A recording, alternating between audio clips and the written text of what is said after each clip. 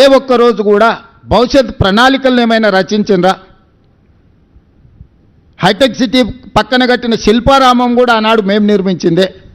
ఈరోజు ఐటీ కంపెనీలు కానీ, ఫార్మా కంపెనీలు కానీ, ఎడ్యుకేషనల్ ఇన్స్టిట్యూట్స్, ఐఎస్బి కావచ్చు, నల్సార్ కావచ్చు, ట్రిపుల్ ఐటీ కావచ్చు, ఇట్లా చెప్పుకుంటూ వెళ్తే చాలా అంతర్జాతీయ ప్రమాణాలు కలిగిన విద్యా సంస్థలు ఈరోజు సిలికాన్ వ్యాలీని మనోళ్ళు డిక్టేట్ చేయగలుగుతున్నారంటే ఆనాడు మేము ఏర్పాటు చేసిన విద్యా సంస్థలే ఈరోజు ప్రపంచ స్థాయిలో మనకు గుర్తింపు తీసుకొచ్చినాయి. ఒక్క అదనపు ఎయిర్పోర్ట్ అయినా మన తెచ్చిండా?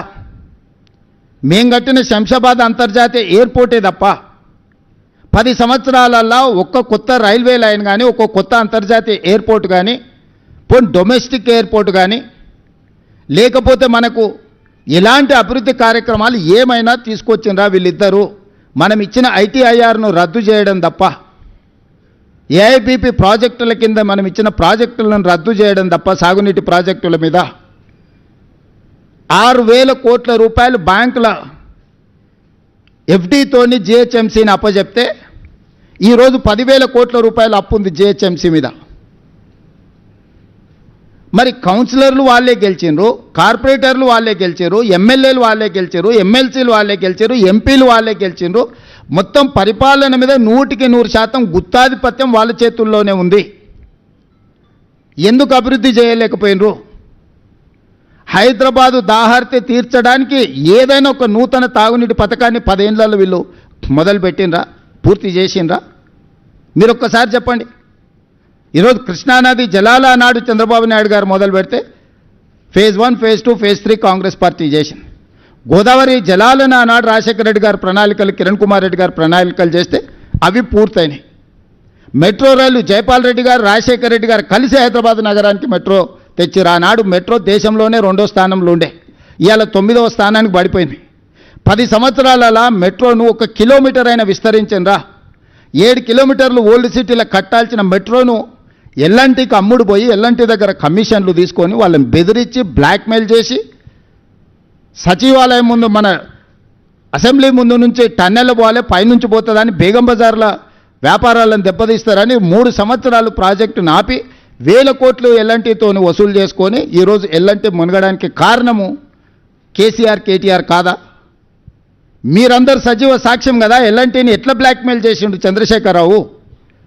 ఎందుకు మెట్రో నగర విస్తరణతో పాటు మెట్రో విస్తరణకు ఎందుకు ప్రణాళికలు చేయలేదు?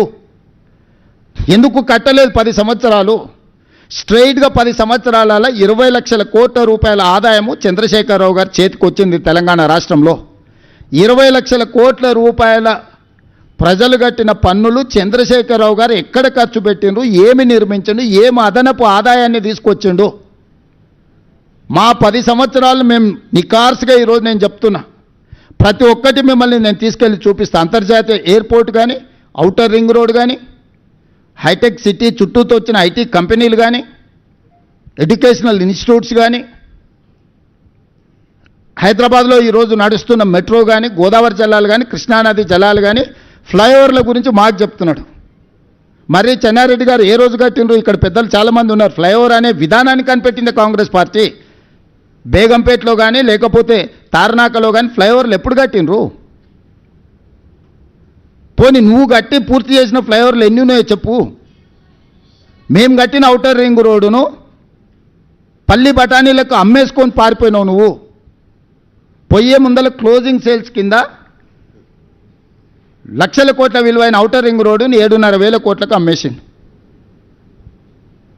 అందుకే ఈరోజు ఆ 10 సంవత్సరాల పరిపాలన మేమున్నప్పుడు బీజేపీ, బీఆర్ఎస్ ఉన్న 10 సంవత్సరాల పరిపాలన అంచనా వేసి రేపటి 10 సంవత్సరాల కోసం నేను కొత్త ప్రణాళికలు రచిస్తున్నా.